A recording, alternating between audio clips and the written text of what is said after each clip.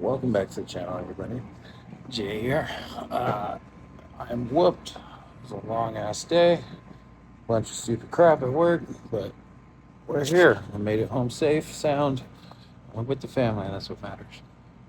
Today's video, because I've been noticing that people started watching my videos about detoxing again, and the videos that surround my fentanyl addiction, just my addiction and battle with it in general.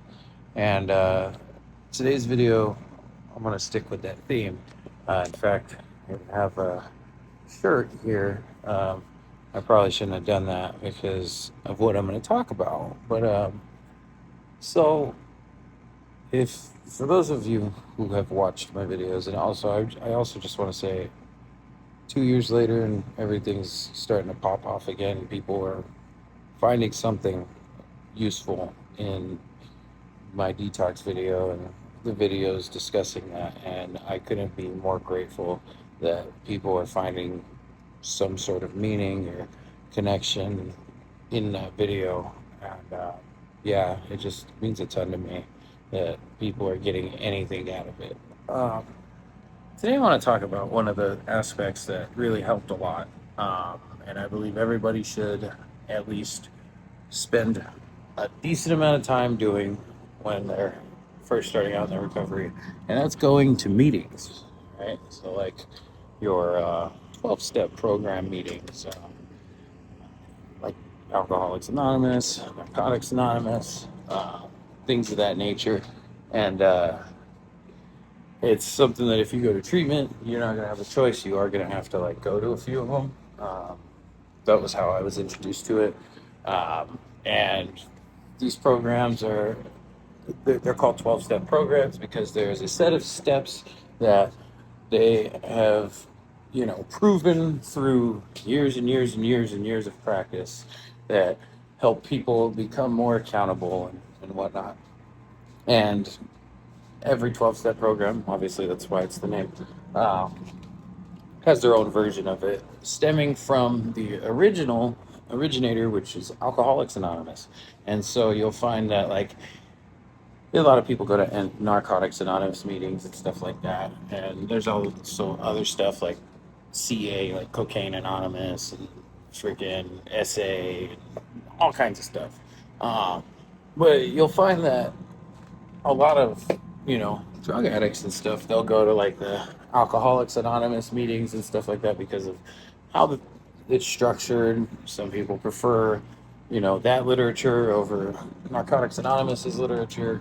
Some people just prefer the original things, right? Anyways, I'm getting besides the point. I started out with Alcoholics Anonymous, and then I went to a few Narcotics Anonymous meetings, and there was a few things that kind of pushed me more in that direction. I felt like I related more to the people that were in those meetings, like a lot more.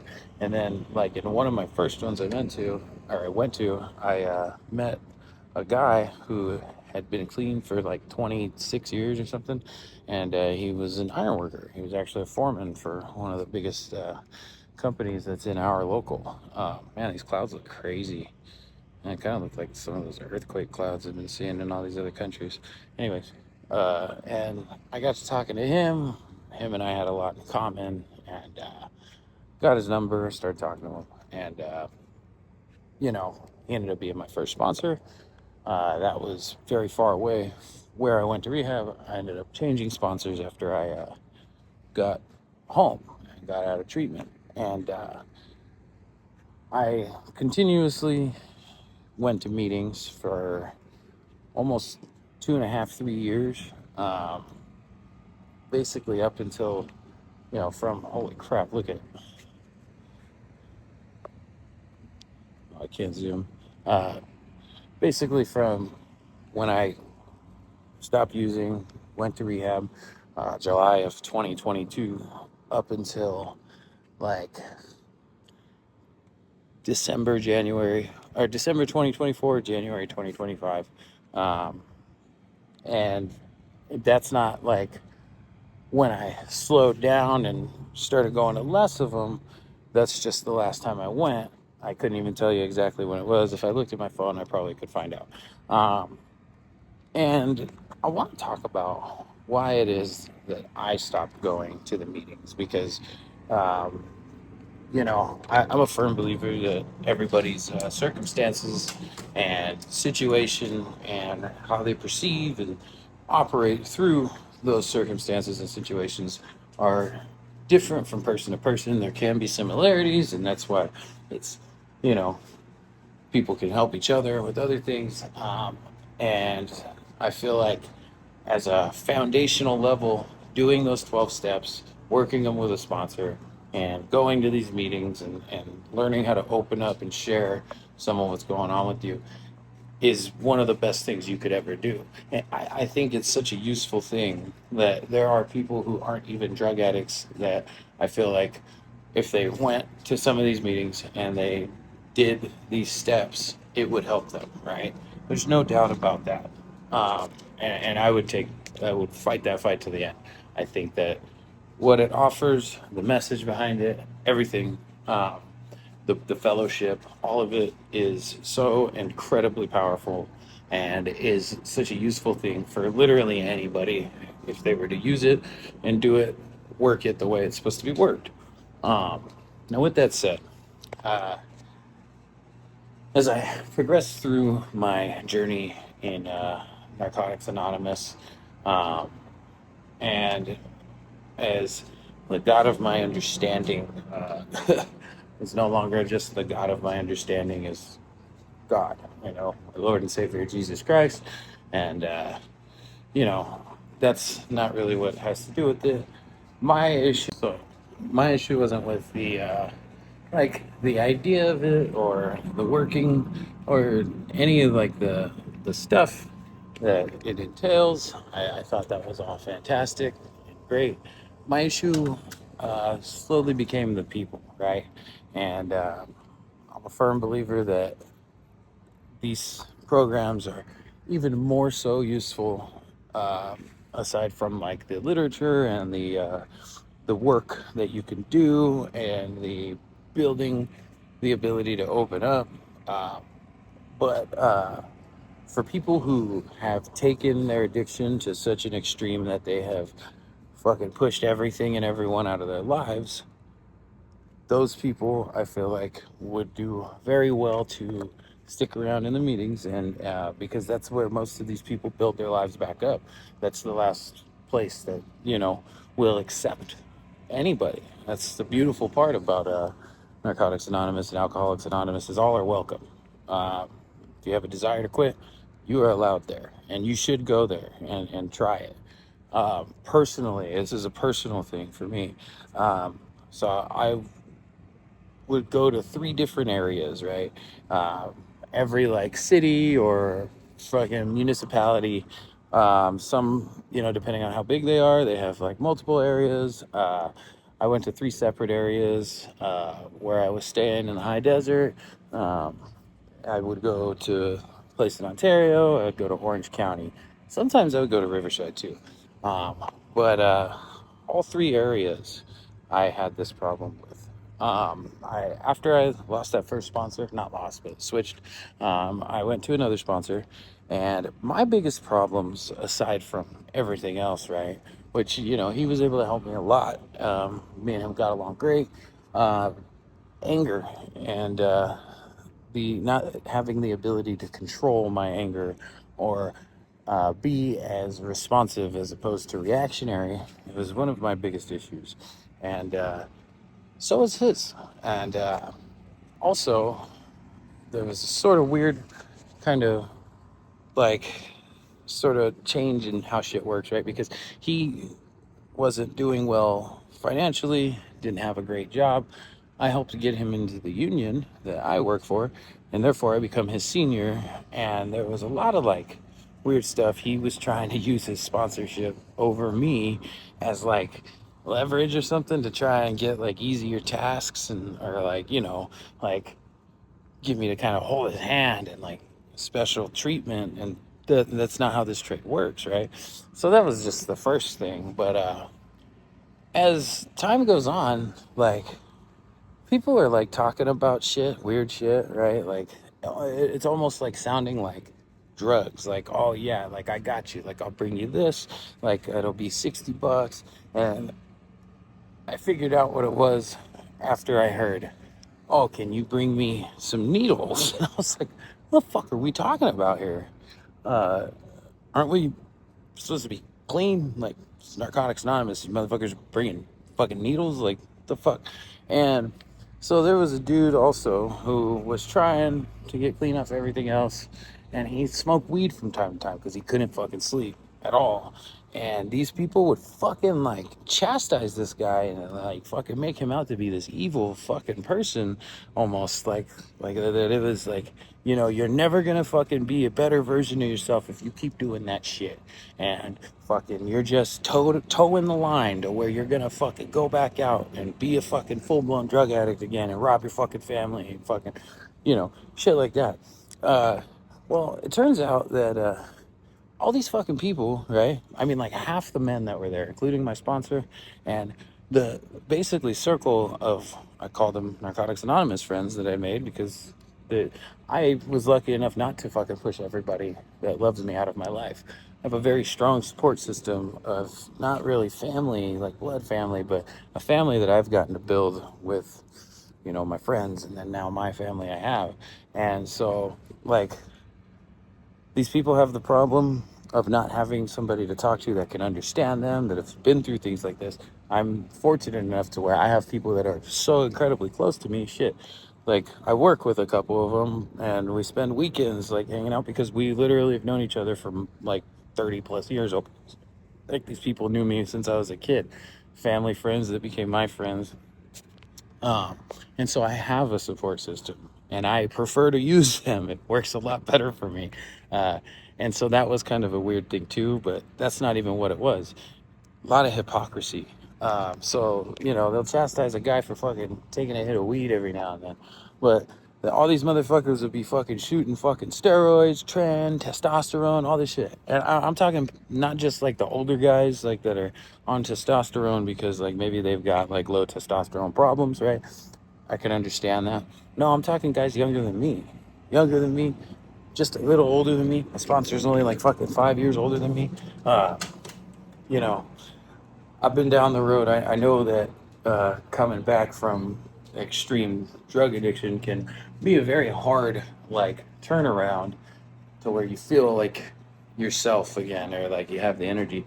And but ain't that like kind of again like to solve that problem by adding something into your body that changes the way your mind fucking feels or operates?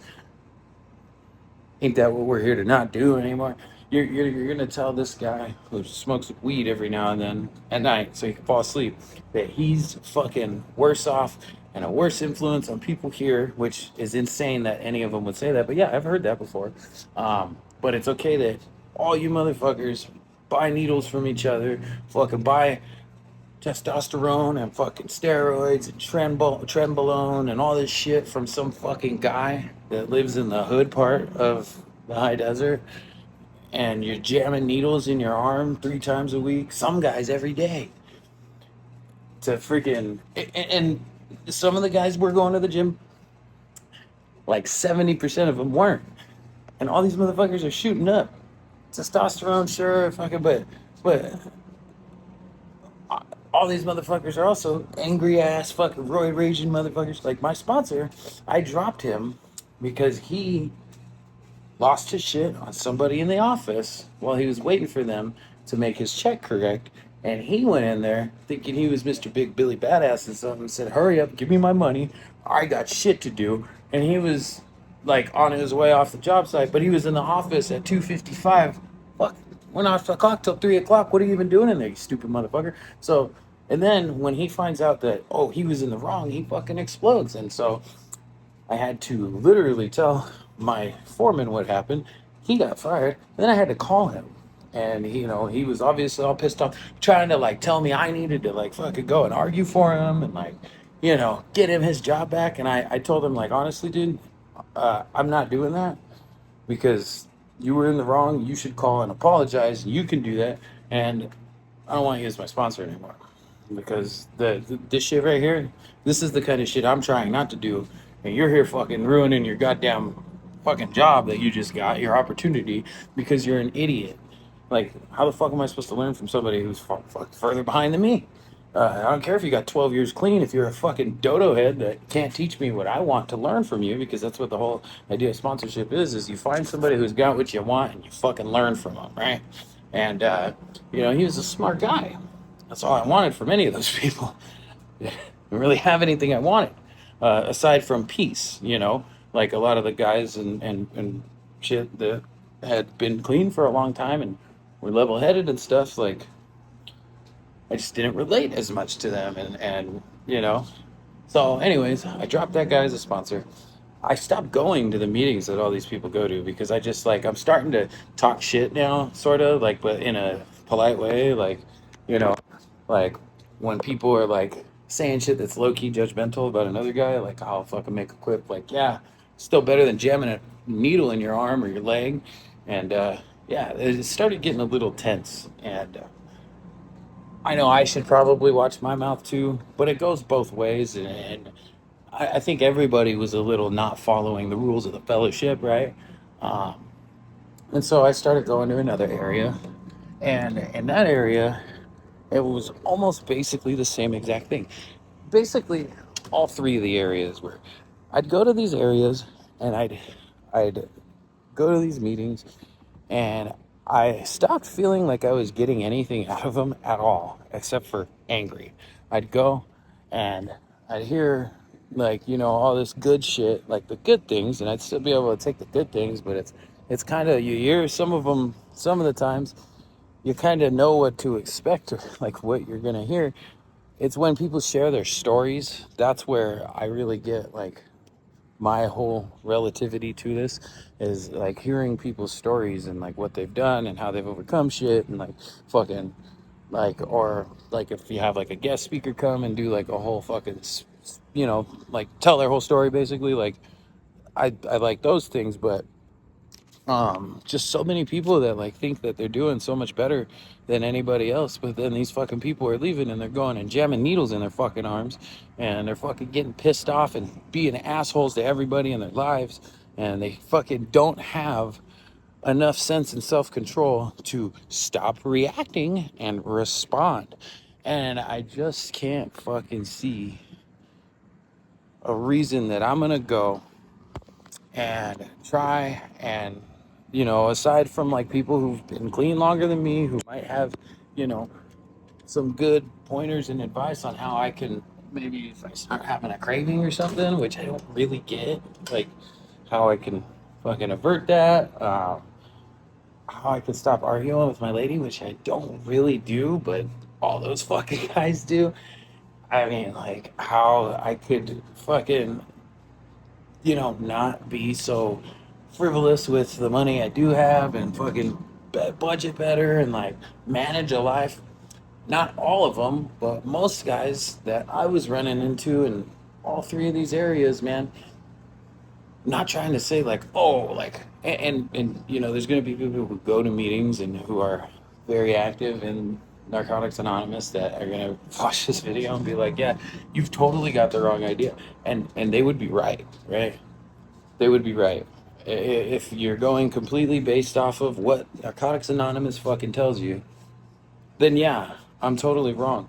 But if you are a fucking person that has any sort of like discernment and like their own thoughts about, how they can succeed and, are seeing actual legitimate like progress, positive progress, and you're going to something that you're trying to get something out of, but you're getting nothing at all. In fact, you're losing, right? Because now I'm starting to like get not angry, but like I'm starting to not see the point of going. And then when I am going, I'm starting to see uh, reasons why I shouldn't. And I'm starting to, instead of seeing myself in it or seeing how I am a part of or like am relating to, I'm starting to see reasons why I don't want to be related to, reasons why I don't agree, I don't identify with this, because like I don't understand how you can fucking talk down on somebody else for doing one thing, but you're doing something that like you could argue on the other side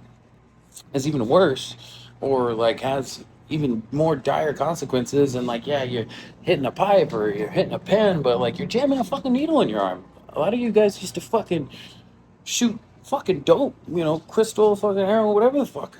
It was your get down. You'd shoot up. And what you're telling me that there's not some sort of like mental like relativity that goes on in your head, that you get some sort of like good feeling when you're fucking putting that needle in your arm. You can't tell me that that's not part of what's going on here. And I'm supposed to just look the other way because you've been here longer than me, but you're gonna fucking talk down to these kids or these other fucking people who might take a little toot of weed every now and then, unless it's one of your buddies that I know did too. Like, it's just, I can't get down. And yeah, maybe I ought to try going to a new area, or like, completely just abandon California meetings and just try again somewhere else. But like, I kind of live here. And maybe I could try like remote meetings, or like go online. In fact, if you guys know of any like remote meetings that you do via Zoom or something that you guys like to go to, let me know down below. I'll give it a shot. Maybe I'll live stream. Like, well, no, I won't live stream. Yeah, that'd be fucking stupid. You can't do that in a meeting. But maybe I'll go and I'll not obviously like fucking, you know, break anybody's anonymity except for my own, but explain my explain my experience and how much I like it. And I'd be willing to try. Let me know what you guys go to or what you guys do. But I just, you know, maybe I ought to try branching out a little farther. But it's not like I was just going to the same meetings or like one meeting a week. Like for a long time, especially in the first 2 years, I was going to a meeting almost every day. Like I was going to at least 4 meetings a week. Many weeks I would hit 7, and I would, depending on what money was like, if work was slow or not, like I would try and split it up where I would go, because like I only started going to Ontario more after I stopped wanting to go to the high desert ones, because I'd been to them before. I've been invited at an area, by people, because I've been to conventions and all this shit too, right? Like conventions are cool. Might fucking go to a convention again soon. That's a lot of fun. That's a good fucking time. A good, sober, clean fucking time. NA conventions. A lot of fun.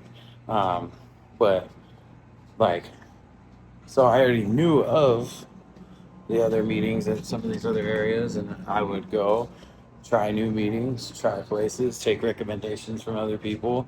But that problem is something that I kept seeing just become.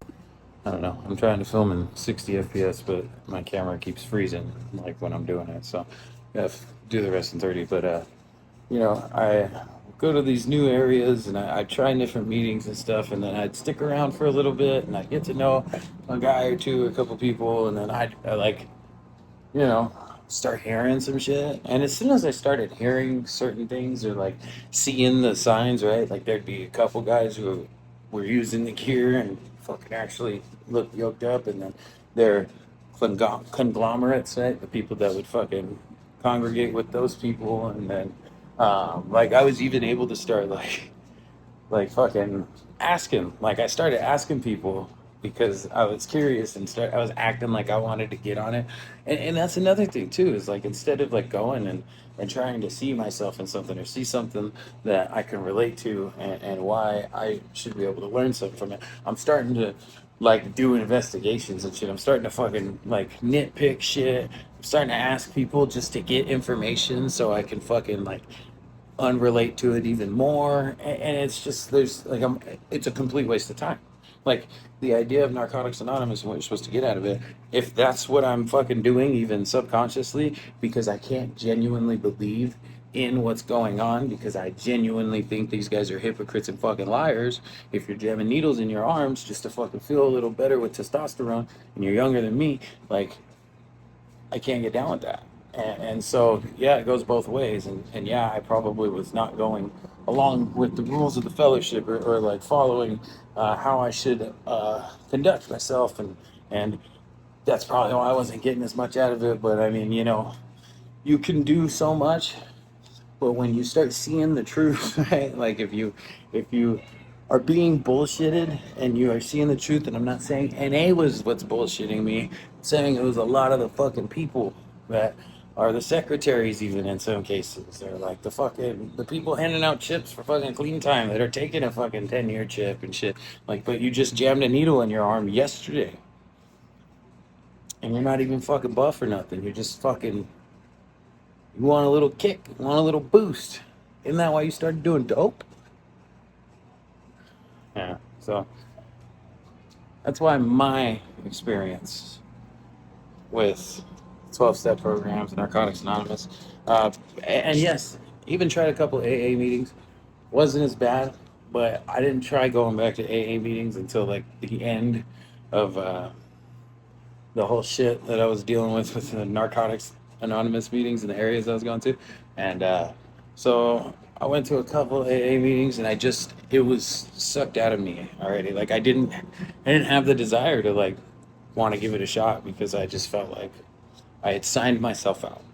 And some of the guys trip out on this, right? So when I first started going in the first area, like over the course of that year and a half or so, there was because I don't talk about this very much. I have a very close friend who is also in the trade, who me and him towards the end of my using were actually getting loaded together when we could, and then I went to treatment. He took my spot on the job I was on, and literally like a week later he had to leave, and he went to treatment, and we got clean one right after another, and we were going to all these meetings together and stuff too. We had the same sponsor a couple times, like twice, had the same sponsor. Both dropped the first one, both picked up the same second one unknowingly. Um, and So he's also, like I said, in the trade. And there's guys that are looking for work, cool dudes, like, and we actually helped like 5 different people from that first area get in the union, and they're still in the union. And in fact, one of the guys is on the job I'm on right now. And if there was anybody who was shooting steroids, like, and he's one of them, he was actually open and honest about it. And, this dude was 300 some odd pounds, a little shorter than me, big old fat dude. He fucking lost all that weight, and he's actually ripped. Like, and he's like 49. So if he's shooting testosterone and, like, a little more understandable, but also, like, he's not lying to nobody. And not not very long after I left and he got a little further into the trade, he stopped going to the meetings too. And he said that there's multiple people in that area who don't go to any of the meetings in the area anymore. And I haven't really reached out to ask about the other ones, because that was my home area. Um, but I can't help but think it's probably the same. Maybe I ought to reach out and just ask the question, but uh, it's not just me. And like I said, I feel like you can get the things that you get at a Narcotics Anonymous if you know, were fortunate enough to not burn everything down. And in your life, you have people who've been through similar experiences that can understand you, and people that you feel open and honest and comfortable enough to like share your deepest, darkest secrets with. Like, if you know somebody, you have somebody you can confide in, who at least understands a bit about the shit you've been through, or has been through some of the similar shit, or has been through it with you, that you feel comfortable telling your dirtiest, darkest secrets and shit. Like, that's probably like just as good or almost better, in some cases, for getting shit off your chest, or like getting an opinion from somebody who genuinely cares. Like, unless there's somebody who's just going to tell you what you want to hear, which is also the advantage of having a sponsor, especially if it's a sponsor who's got substantial clean time, and this that person maybe doesn't have, or isn't even clean. Maybe they periodically drink. They're not an addict like us. But I know I kind of was all over the place and rambling a bit, but yeah, I'd have to say that if there was like one word to sum up my main gripe with Narcotics Anonymous these days, and why I don't go to meetings anymore: hypocrisy. I cannot fucking stand hypocrisy. I'm too vocal, too ready to call people out on their bullshit. I call the people that fucking sign my paychecks out on their bullshit. Like I just last week, because they're trying to do some shady shit with their schedule, change their schedules so that our Saturdays become time and a half instead of double time like normally are. And when that announcement was made in the all hands meeting in front of 300 guys, uh, and he said that it wasn't going to change our pay structure, I was the first one. I started screaming at the top of my lungs, "You're a fucking liar. It for sure is gonna fuck us. You're fucking us. You're a fucking liar." And then people started cheering. He said, "Well, it's a double-edged sword." I was like, "Yeah, it's the kind of sword that fucks you from the front and the back." And then more people started cheering. But yeah, I'm not afraid. I will fucking tell people exactly what I think every fucking time.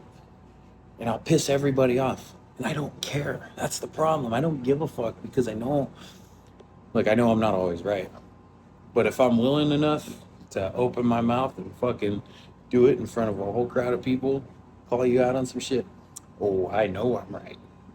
Fucking, but because I'm not willing to put myself on the line. And I also think it's fucked up for you to fucking put people on the spot if you don't know 100% that you are correct for doing so. Also, I believe putting people on the spot is a useful tool sometimes. It teaches them how to be less fucking stupid. Anyways, I hope that this was informative. I don't know what I was trying to teach other than maybe, yes, do these things that help get you to the next phase of your recovery. And maybe for you, this is something that makes more sense, right? And you should go with it.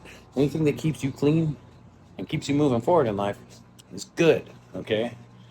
This was just my experience with it. And if anything, this is a lesson as to why maybe it's good to just always have some discernment.